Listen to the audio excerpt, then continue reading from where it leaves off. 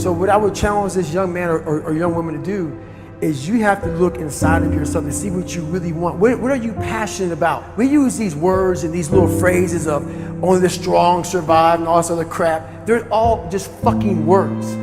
I get so tired of hearing people just talking. Like right now, someone may think Goggins just talking. You don't know me. So when I speak from passion, I speak from experience, I speak from suffering. I have to tell this young man or woman that the only way I believe, this is my experience in life, the only way you're ever going to get to the other side of this journey is you have got to suffer to grow.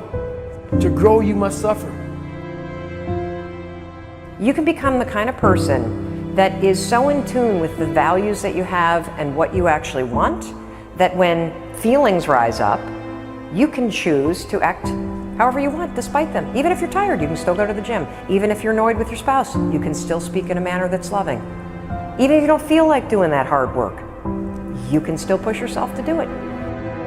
Your feelings aren't a choice. Your behavior and your thoughts are always a choice. Several people live to be 100 years old, and they have great lives, and they have great kids. Their kids go to college and all sorts of stuff. But somewhere in their life, there was a point where they had a decision to make. They can go left or right on this path. Left was the easy route. Right was the hard route. A lot of people take the easy route. And they had a good life that way, but the better life was going to the right side. And you may have 20 years of pain and suffering to get past it, but a lot of us die never truly starting our journey. And I would tell this young person, you gotta start your journey. It may suck, but it will come out the other side where you're coasting. Many people are suffering from battle fatigue. They've been standing a long time, trying to break the addiction, believing for the promotion, praying for that family member, but hasn't happened yet. They never dreamed they'd still be single, still be dealing with the illness, still be trying to get the loan. Now they're tired. Let me encourage you, your time is coming. Your due season is on the way. Don't let time talk you out of it. Don't let discouragement cause you to give up. Don't let negative thoughts convince you to settle where you are.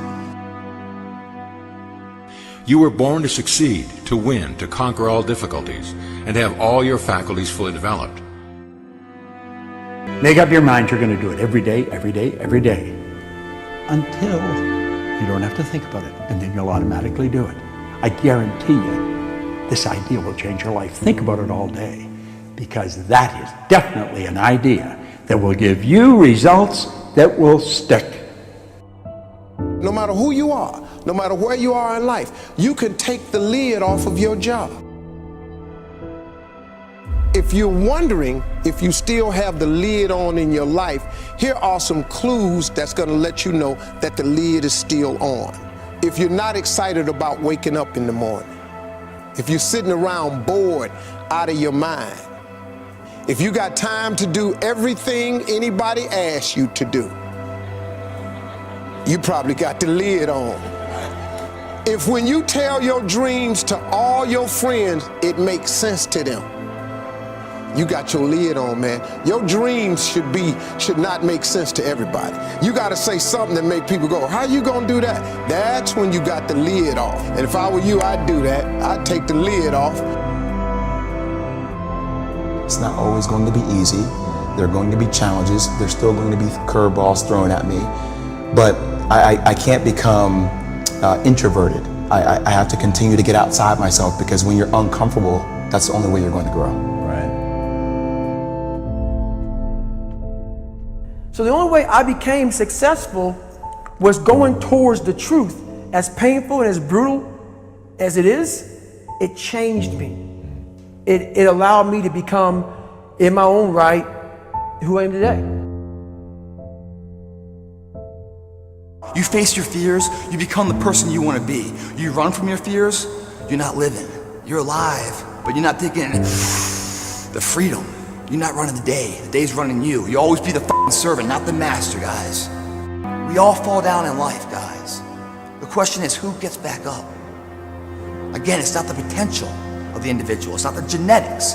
It's a perseverance, the never say die attitude. If you constantly keep throwing shit against the wall, eventually something will stick, guys. Never give in to what you want. We need trust, right? We need trust. When we're surrounded by people who believe what we believe and trust starts to emerge, when we trust them and they trust us, we're more willing to take risks. We're more willing to experiment, which requires failure. We're more willing to explore and go somewhere that no one has ever gone before, with the confidence that if we fail, if we trip over, if we turn our backs, that those within our community, those who we trust and who trust us, will look after us while we're gone, will pick us up when we fall over, will help us when we're hurt. Our very survival depends on it. Courage, someone who has the courage no matter what to believe in something wholeheartedly and follow that with faith and courage to just go. And if I was able to do it, you can too. But you need to start making that choice. You need to make that choice right now for yourself. There are people who have lost their arms, they've lost their sight. There have been people that have been through the most horrific experiences in life, and they found a way to still be happy because they've made the decision that life is too short to suffer. God will use the foolish things to confound the wise. God can use a man without arms and legs to be his hands and feet, to prove that it's not about Nick. It's not about his ability. It's not about him and his strength and how he speaks all around the world and uses his hands greatly as gestures and body language while he gets excited preaching. It's not about me, it's about Jesus. I didn't write my story, Jesus wrote my story. He knew me before the earth began. And I don't know about you, but yeah, it's good to have a job. It's good to have a relationship and get married and have kids. It's good to have that stuff. But until you find Jesus Christ as your Lord and Savior, there will be always something missing. You can't rely on you because you will fail you every single time, just about. I needed Him, not just because of this, but for my heart, for my mind. By the grace of God, He kept me here on earth, even though I tried to commit suicide at age 10. The bullying at my school convinced me that I was a mistake, that I'd never eventuate to anything. Man, what a lie. When you realize it's just the devil, I say just the devil because the devil's nothing compared to Jesus. I was listening to the encouragement my parents were saying, but then listening to the lies at the same time. The lies saying, you're not good enough, Nick, just give up. No, I am wonderfully and fearfully made according to Psalm 139. Oh, Nick, you should just give up. No, I can't do all things through Christ who strengthens me. But what we need healing first is in the inside and to hear the voice of God. Hearing the voice of God, when you hear a phone ring, you pick it up, okay? When you're sometimes dialing into heaven and it feels like He's not picking up, don't hang up on God, He's listening. I hung up on God because I didn't understand His plan. God said through my parents, Nick, God's got a plan for your life. Jeremiah chapter 29, verse 11, I have a hope, plan, and a future. I'm like, no way, there's no race like that.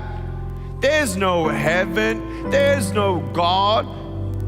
Look at all the pain in the world. If God loved the world, then why is He letting so much pain happen? Later on, you realize in the Bible, God doesn't give us pain, but whatever the enemy tried to use for bad, God turned into good. I can't do anything with my broken pieces, but there's nothing that God cannot do. I've seen pain. I've seen miracles. God allows things that we don't understand, but I want you to know if you hold on to Him, He'll hold on to you. If you trust in the Lord with all your heart, even when you cannot walk, He'll carry you. When you don't get a miracle, you can still be a miracle.